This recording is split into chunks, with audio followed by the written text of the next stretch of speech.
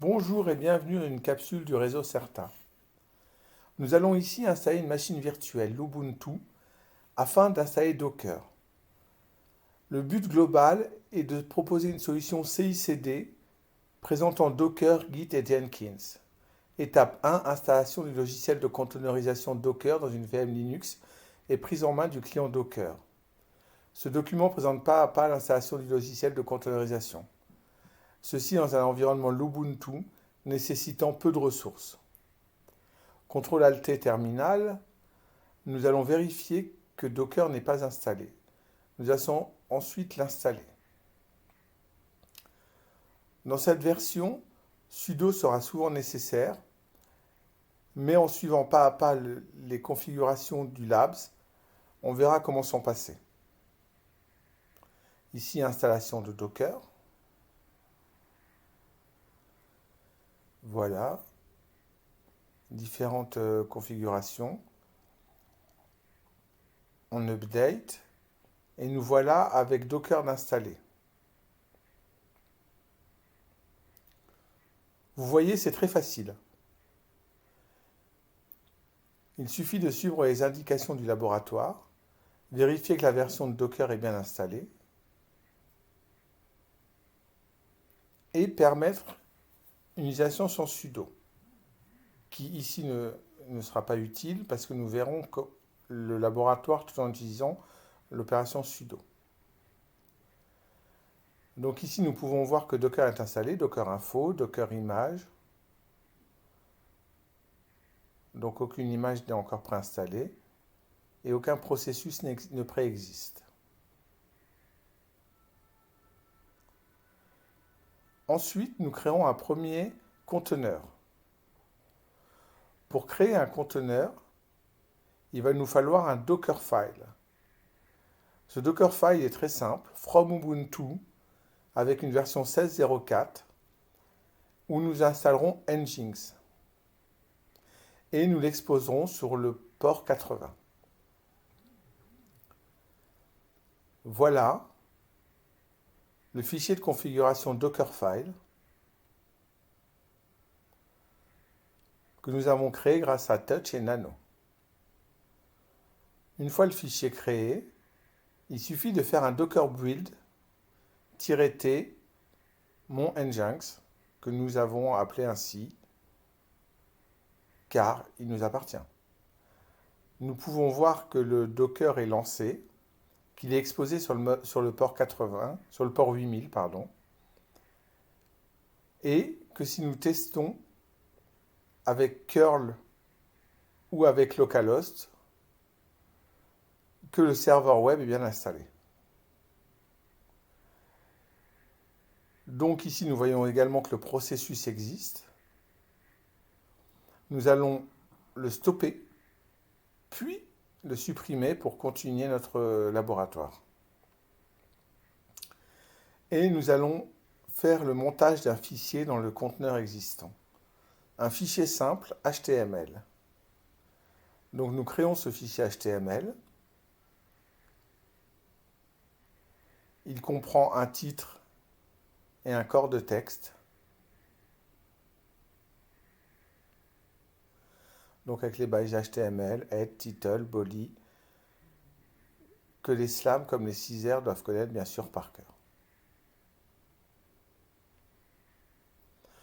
Ensuite, nous effectuerons l'opération Docker Run pour exposer notre Docker et ce fichier HTML sur le port 8000.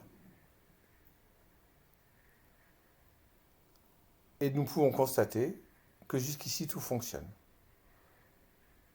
Donc on a un petit problème de feuille de style. Donc on rajoute la feuille de style. Tout fonctionnait bien sauf la feuille de style. Donc voilà, le CSS est installé. On va bientôt relancer la démo.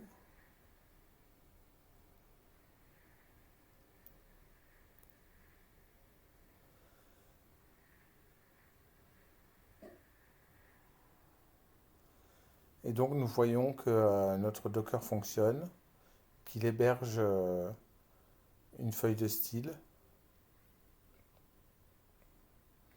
et un fichier HTML.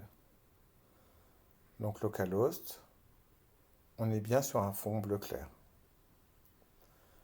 On va créer une page dynamique.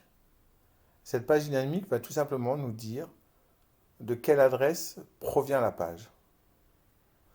Pour cela, il nous faut avant tout installer Python et installer Flask, qui est avant tout une librairie. Voilà, on déroule pas à pas le laboratoire.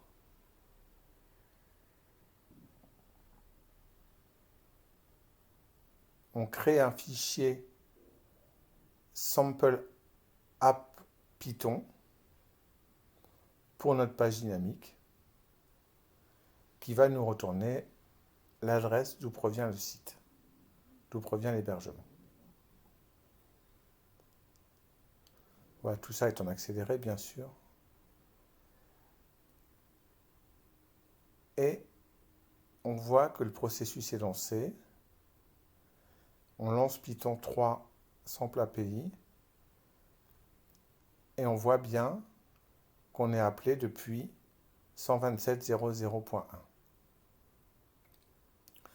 On peut utiliser curl aussi pour voir le retour de la page web en tout simplement le retour de la page web. Alors on va configurer l'application web pour utiliser les fichiers du site web.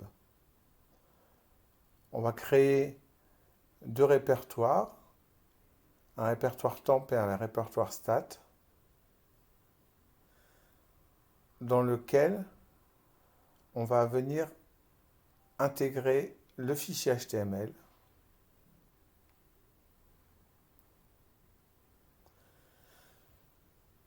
Alors là, vous voyez que la feuille de style n'est pas appelée, contrairement à ce qu'on peut voir sur l'intitulé de l'énoncé à gauche.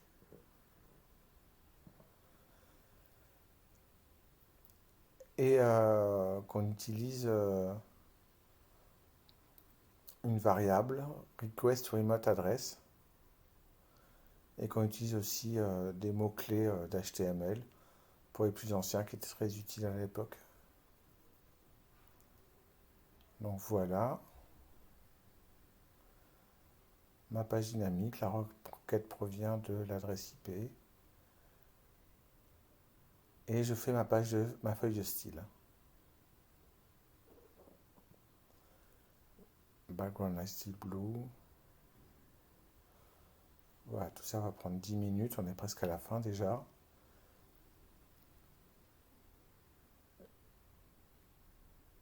Et j'apporte quelques modifications à mon script pour importer render template. Et la page HTML. Je vérifie le résultat en lançant le processus. Donc là, on voit bien que c'est blanc, contrairement à ce qu'on attendait. Et on va rajouter le lien vers la feuille de style. Statique style.css.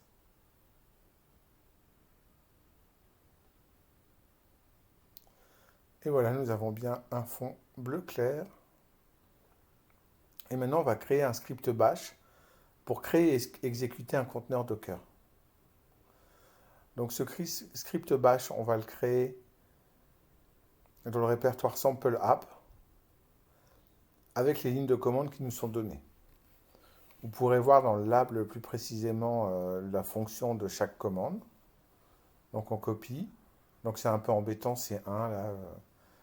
Donc le but aussi c'est que les élèves ne soient pas dans un automatisme de copier-coller, s'ils peuvent écrire ou au moins prendre le temps de comprendre les différentes fonctionnalités qui sont présentes ici, que je ne développe pas mais qui sont développées dans le fichier texte. Donc on vérifie avec la fonction cat que tout est bien installé. On met les droits adéquats pour le fichier sample app chez AS. SH, pardon.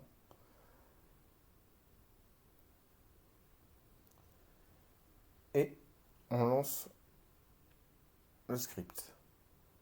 Donc on voit que le script se lance.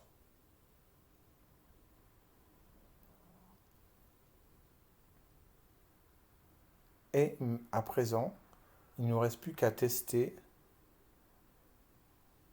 Alors là, on voit par exemple le Dockerfile qui a été utilisé. Il ne reste plus qu'à tester que le script a fonctionné comme on le souhaite. La requête provient de l'adresse IP. Voilà, c'était un peu rapide. La volonté, c'était de faire un résumé de ce lab. Ce lab est intégré à un contenu plus global qui est un laboratoire CICD avec ici Docker, puis Git et Jenkins.